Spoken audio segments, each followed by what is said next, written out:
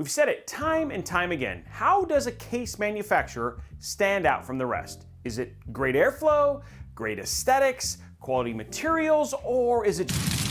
Well, XPG was kind enough to send us the XPG Cruiser Super mid-tower chassis for us to test out. Did it do something to stand out? Did it make the grade? Well, let's see, shall we?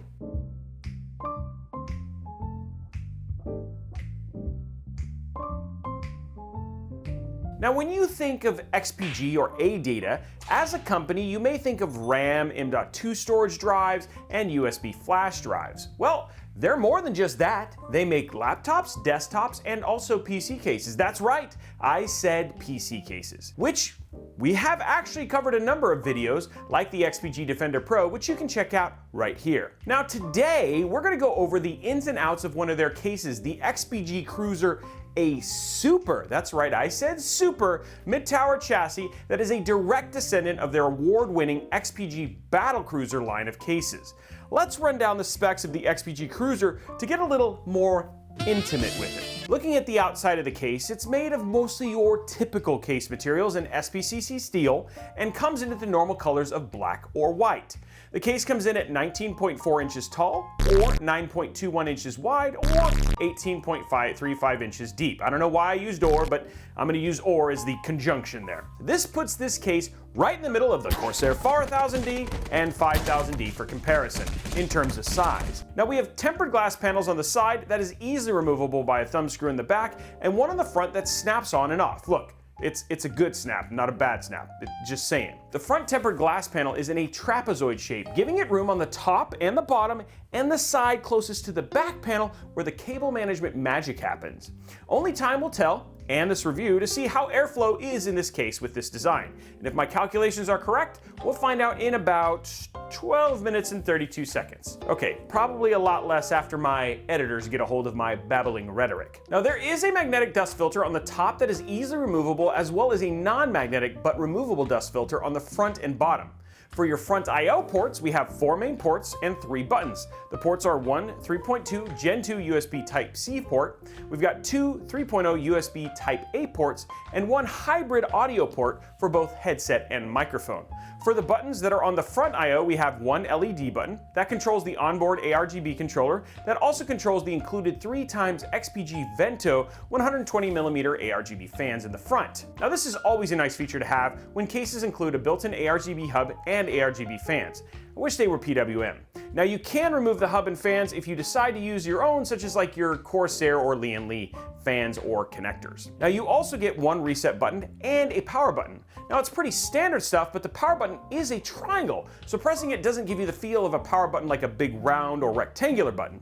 By the way, are you enjoying this content? Because we have a bunch of awesome case reviews coming up, and if you want to see more like this, just make sure you hit that like and subscribe button. That's right below the thumbs up button. Also, we have an opportunity to win some cold hard cash at the end, so just watch to the end to get a little bit more on the details. Okay, so let's talk about interior specs, Robey. What can I put inside of this? I have 5 4090 Ti's and I want to get them all in there. Will they fit? Let's just say no. There is no room in here to put a white dwarf inside of this case to power those cards. You need like a mega structure, you know, like the moon. Now, before we get to the GPU compatibility, let's start with the meat and potatoes, the motherboard. The Cruiser supports boards from Mini ITX all the way up to EATX and CEB and EEB motherboards.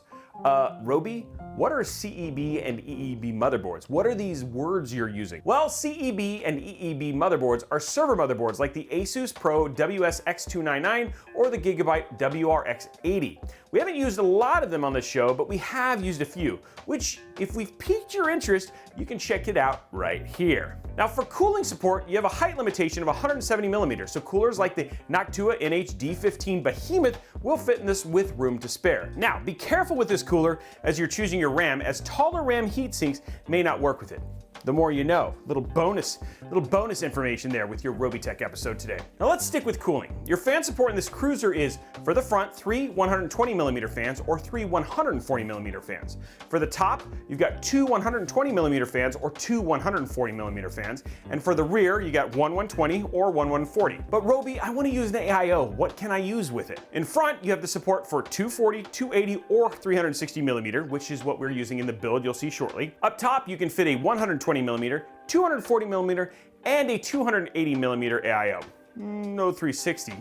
And for the rear, a 120mm or 140mm AIO. In case you missed it, that's right, no top mounting support for 360mm AIOs is kind of a disappointment for something called a super mid-tower case. Seems a little less super now. Now for your storage, you have two 3.5-inch hard drives in the PSU area, along with a 2+2 combo 3.5-inch, 2.5-inch tray. These days, 3.5-inch drives and 2.5-inch drives are becoming more and more relevant as NVMEs are taking over in both size, speed, and even the capacity you can put on the motherboard. But hey, if you got it, you can put it in here. For GPU support, you have any GPU that's up to a 350mm in length, so GPUs like your monstrous Gigabyte Aorus Master 3080 Ti and the Asus ROG Strix 3080 Ti only come in at around 319 or 320mm, so you'll have room to spare.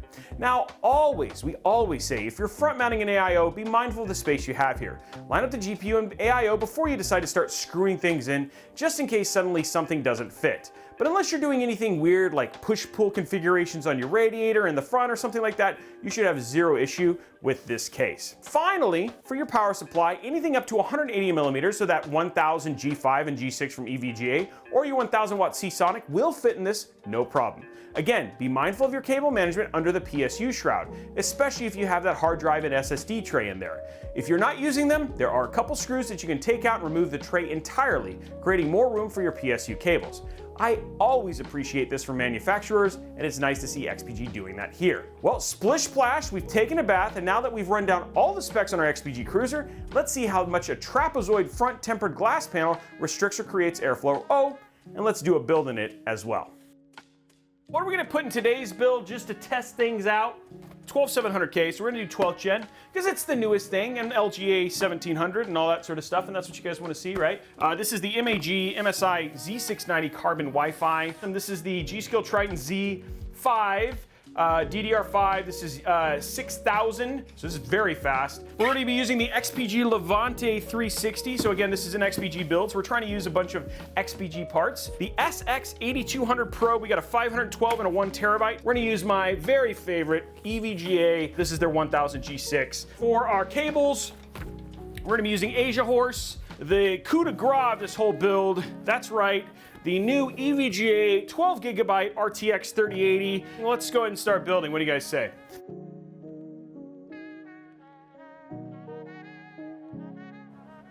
Pop this off. Boom! Wow, so much pop. Pop goes the weasel. Both of those super mushy, not the best DDR5 clicks, guys. Okay, so our M.2s are in, motherboard is put together. Now, let's grab our case. This is the XPG Cruiser.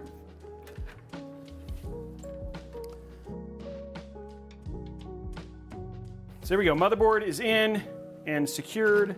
What I'm gonna do is I'm gonna go ahead and front mount our AIO, because that makes the most sense.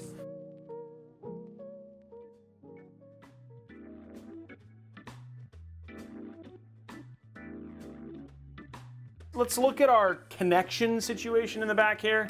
Figure this stuff out now.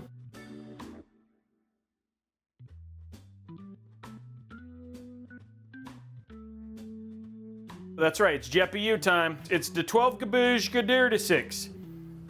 Ow! I just literally just poked myself with the knife.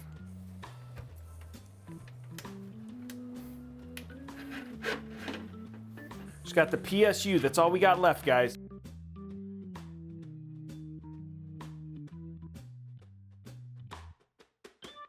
Okay, all of it is connected, all of it is hooked up.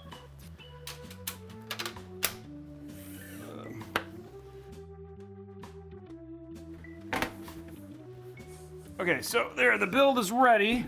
3, 2, 1. There it is.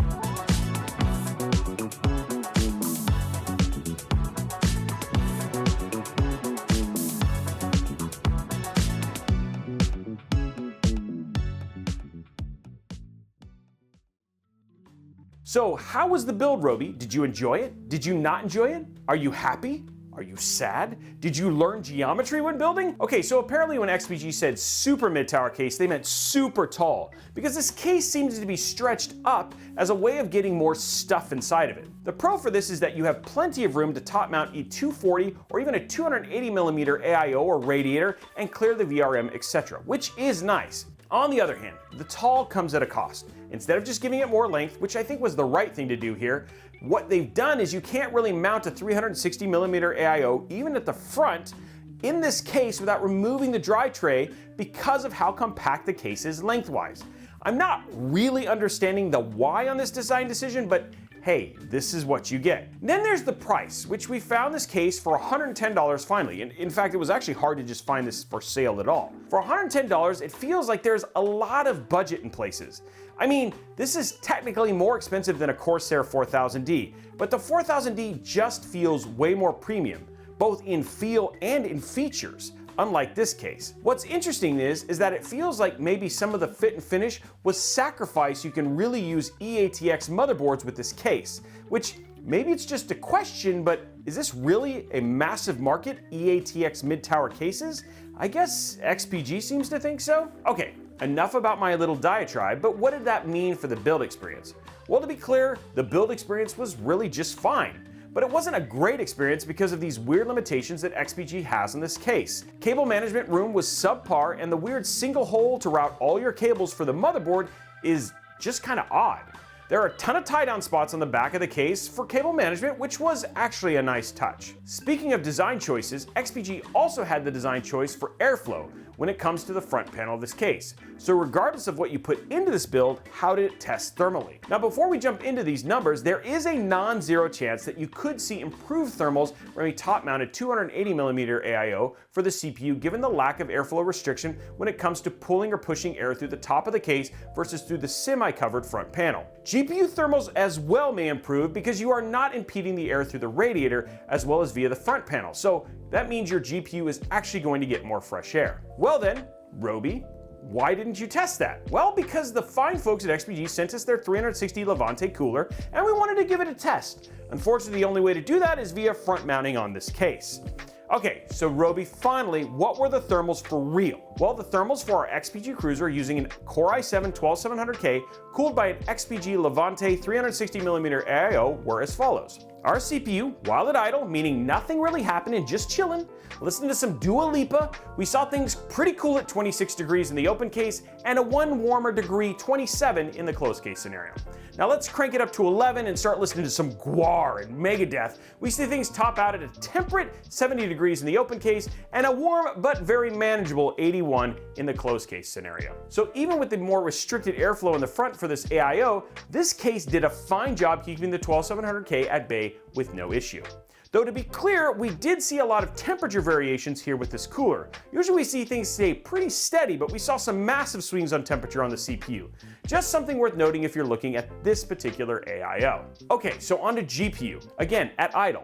Listening to a little Enya and some Sade, we see things at a warm but nothing too scary 46 in the closed case scenario and a 4-degree jump up to 50 in the open case. However, when we get this fat boy on the Peloton and we crank it up to 90 resistance, the GPU gets up to a warm but again manageable 77 in the open case and a toasty but still fine 82 in the closed case scenario. So if we see a weak spot in the cooling for this case, it's definitely in the GPU side where it doesn't look like it's getting crazy amounts of fresh air. But let's be honest, those temps are completely fine, so we're really kind of saying there's no issue here. Okay, so building in the case is okay, temperatures are fine. Well, how about the 12700K paired with this new EVGA RTX 3080 12GB edition?